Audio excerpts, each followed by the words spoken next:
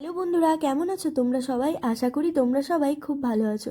তো সকাল সকাল অনেকগুলো জামা কাপড় একসঙ্গে ওয়াশিং মেশিনের মধ্যে দিয়ে দিয়েছিলাম, যাতে সব একসঙ্গেই কাচা হয়ে যায়। তো সেগুলো এখন হয়ে গেছে, তাই আমি চলে এসেছি ছাদের মধ্যে ওগুলোকে মেলে দিতে।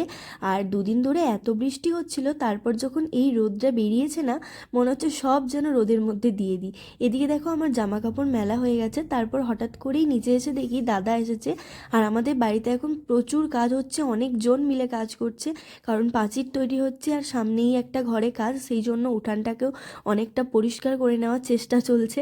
তো এইসবই আমি একটুখানি দেখছিলাম। আর এদিকে দেখো পিলার তৈরি হয়েছে, সেগুলোর মধ্যে এখন জল দিচ্ছে।